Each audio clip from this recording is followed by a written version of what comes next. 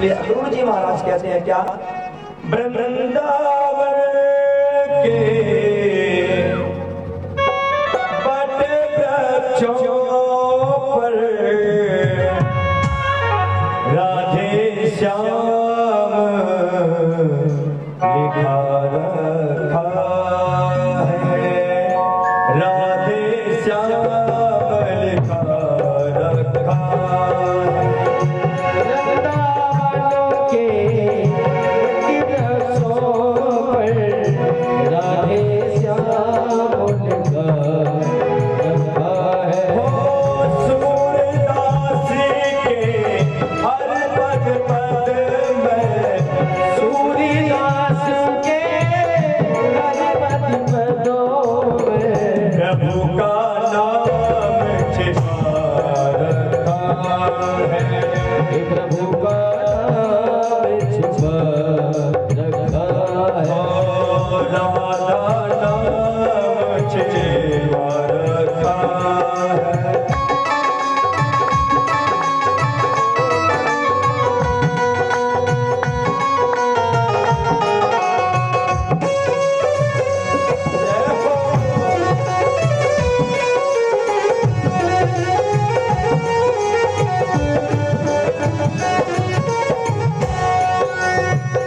कन्हैया बंसी माला, गले में चंदी माला, बसों मेरे हृदय में आज यशोदा को लाला, बसों मेरे हृदय में आज यशोदा का लाला। कन्हैया बंसी माला, गले में चंदी माला, बसों मेरे हृदय में आज यशोदा को लाला।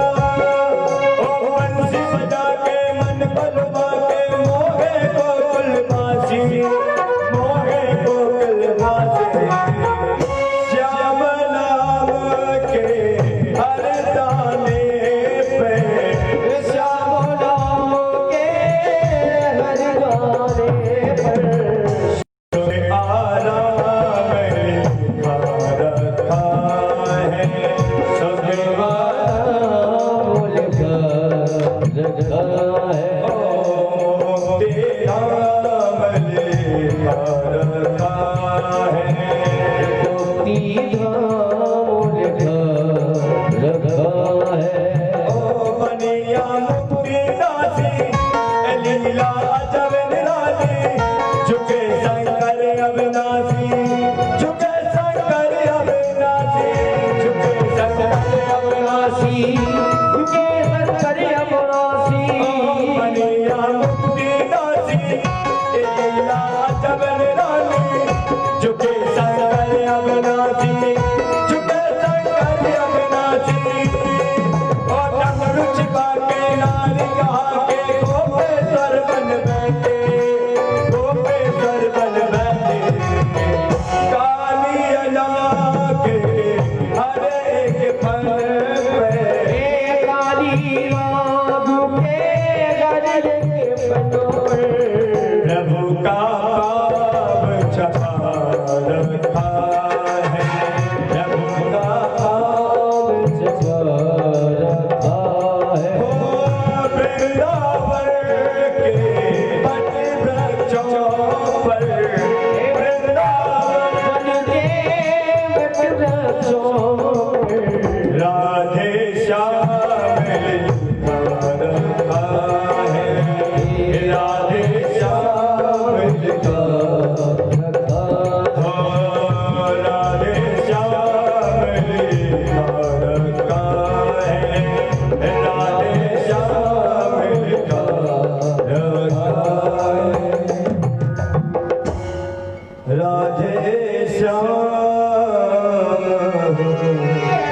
लिखा रखा है।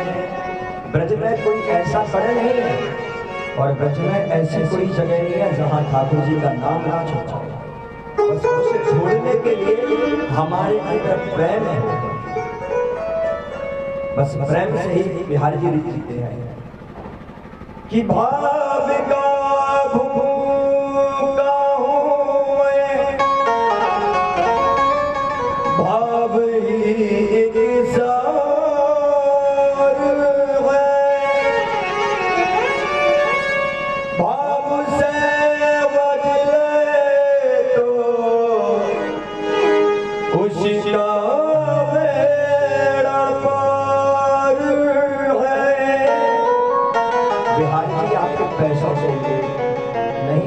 आपके भूषण के लिए, न आपके प्यारे वस्त्र आभूषण के, वो तो अगर रीझते हैं तो प्रेम के कारण ही रीझ जाते हैं, बस वह प्रेम तो हो। कई लोग तो कहते हैं कि महाराज प्रभु रीझते नहीं है, लेकिन उन्हें रिझाने वाला तो चाहिए, बुलाने वाला तो चाहिए। अक्षितम केशवम राम नारायण कृष्ण दामोदरम वासुदेव। कौन कहता है कि भगवान आते नहीं? भक्त ध्रुव की, भक्त प्रहलाद की तरह आप बुलाते ही नहीं। और कौन कहता है कि भगवान खाते नहीं? एक बार आप विदुरानी की तरह और शबरी की तरह खिलाकर तो देखिए, ठाकुर जी अवश्य आपके पास आएंगे। और कौन कहता है कि भगवान नाचते नहीं? अरे नाचते तो हैं, लेकिन गोपियों की तरह आप नचाते भी तो नहीं हो। अरे चचियावर छाछ पर नाच नचाओ, एक छाछ के बहाने, एक थोड़े से छाछ के लिए ठाकुर जी नृत्य करते हैं, लेकिन आप प्रेम तो करिए। अक्रूर जी महाराज इधर ठाकुर जी को लेकर वृंदावन से मथुरा की ओर चल देते हैं। गोपियां आती हैं, गोपियां मना करते हैं, हम नहीं जा रहे, क्योंकि अगर आप जाओ तो यह जो रथ है उस रथ को सिर्फ हमारे ऊपर से निकाल कर ले जाएंगे, क्योंकि जल के बिन मछली नहीं रह सकती प्रभु। और जब प्राण ही हमारे पास नहीं आए तो इस शरीर का क्या करेंगे? ये तो पंच भौतिक शरीर है, चित्त जल पावन गगन शरीर, और पंच रचित है अदम शरीर। इस शरीर का क्या करेंगे जब इसमें प्राण ही नहीं है? और जब प्राण नहीं होंगे तो सबसे पहले तुम्हारे घर वाले इस शरीर को घर से बाहर रखवा देते हैं। और इसमें सबसे पहले आग कौन लगाता है? जो बेटा तुम्हारा खास होता है। इस शरीर का कुछ नहीं है। अगर बनाना है तो अपने प्राणों को परपक्व बनाइए, अपने प्राणों को भगवान के चरणों में लगाइए और अपनी मन आसक्ति को एकत्र करके बस प्रभु का चिंतन करिए। गोपियां कहती है प्रभु जब आप यहाँ रहोगे नहीं तो हम यहाँ रहकर करेंगे भी क्या? बस विलाप करती कहती है कि अगर आपको जाना था, अगर प्रेम नहीं करना था तो फिर क्यों हमसे प्रेम का नाता लगाया? और लगाया और प्रेम लगाया तो उसे निभाइए कि जो मैं ऐसो जानती कि प्रीति करे दुख होए, और नगर डोरा पीठ की तो उसे कबहू प्रीत नहीं करते प्रभु, कभी प्रीत नहीं करते। अगर हमें पता होता कि तुम हमें छोड़कर चले जाओगे, कभी प्रेम नहीं करते, क्योंकि व्यक्ति को प्रेम में सबसे ज्यादा दुख होता है। जितना दुख प्रेम में होता है, किसी वस्तु में वशीभूत मोहित हो जाते हैं। जैसे भक्त जी महाराज ने एक मृगा में लेह लगाया, मृगा में लेह लगाया, मरते समय क्या योनि पाई मृगा की, लेकिन ठाकुर जी हम तो सिर्फ आपके चरण कमलों में ही मरना चाहते, जिससे द्वारा हमें गोपी बनने का सौभाग्य मिलेगा। अगर आपको जाना है तो हमें मार कर जाइए। प्रीत मोहन से इस भरोसे पे कि चार जिंदगी के गुजर जाए, क्या भरोसा था ये वक्त भी आएगा,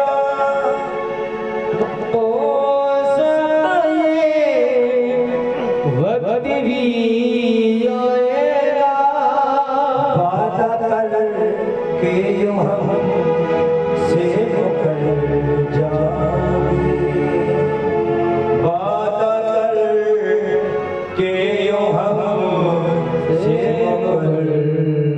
हमने खरीद तो इसलिए की आपसे प्रभु की 4 दिन जिंदगी के आपके साथ रहेंगे, व्यतीत हो जाएंगे, लेकिन हमें क्या पता था कि आप वादा करके मुकर ही जाओगे।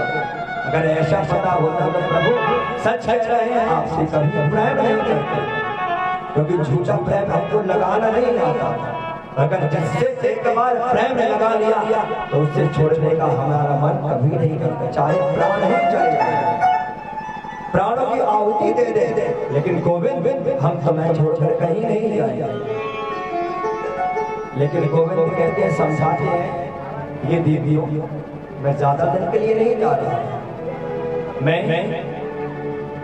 ज्यादा दिन के लिए बस परसों की बात है, आज जाऊंगा मामा जी से मिलूंगा, मेले का भ्रमण करूंगा, भ्रमण करने के बाद मैं आ जाऊंगा। लेकिन गोपियां कहते हैं कि हम तुम्हें भली भांति जानते हैं कि आप कैसे हो। तुरंत अकरूर जी ने रथ पर बैठे, कमान लगाम थामी, बिहारी जी बलराम जी बैठे और ठाकुर जी बैठे। जैसे ही सबको बढ़ाया, जैसे जब तक ध्वजा दिख रही थी तब तक गोपियां वहीं पर ठाकुर जी को देख रहे, रुदन कर रही हैं।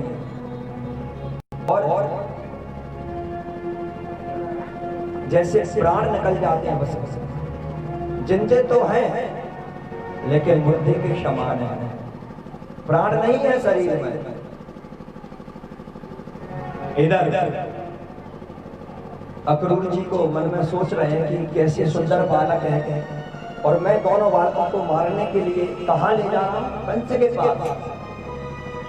उनका भ्रम दूर किया, स्नान करने के उद्यत हुए यमुना जी में, उन्होंने स्नान किया। जैसे ही डुबकी लगाई तो क्या देखा कि शेष सैया पर ठाकुर जी विराजमान है, चरण बात का लक्ष्मण जी दबा रहे। समझ गई कि एक कंस क्या 1000 कंस भी हो जाए तो मेरे गोविंद का कुछ बिगाड़ नहीं सकते। बोले भगवान की जय। अब तो जैसे ही मथुरा में प्रवेश किया तो सभी नगर के गोप बोलते हैं, कोई कहता है देखिए पूतना को मारने वाला आ गया, कोई कहे पूतना को मारने, तनावत को मारने वाला आ गया। जैसे सब आवाज लगा रहे हैं और एक गोपी तो अपने छत पर चढ़ गई और वहां से प्रभु का स्वागत कर रही है। हे धाये धाम काश त्यागी, धाये धाम काश त्यागी,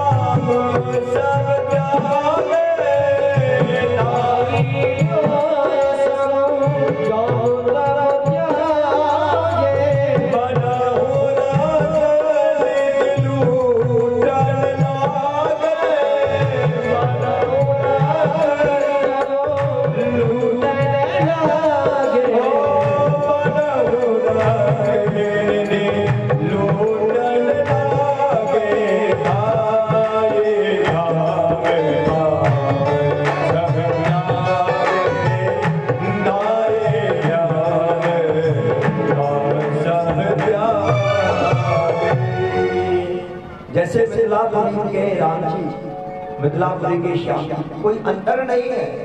इधर मथुरा के श्याम जी और मिथिला के राम जी, कोई अंतर नहीं है। जैसे राम जी बड़े हथियार थे, शर्मीले थे, परंतु मथुरापुरी के श्याम जी तो बड़े चंचल हैं। जैसे अयोध्या से बिहारी जी राम जी अपने ब्रज के लिए जाते हैं, अपने धाम के लिए जाते हैं, उनके साथ उनकी सेना चली जाती है, उनके जो सभी वहां के गोपाल थे, उनके भक्त थे, सभी जाते अवध प्रवासी। ऐसे ही जैसे ही आए धाम काम सब त्यागे, सबने अपने काम त्यागे और ठाकुर जी का सुंदर स्वागत किया। माना रंग निधि लूटने लगे, रंग लूटने लगे, लेकिन ये तो बस प्रभु का स्वागत करने के लिए चलते। मामा ने मना किया था कि रास्ता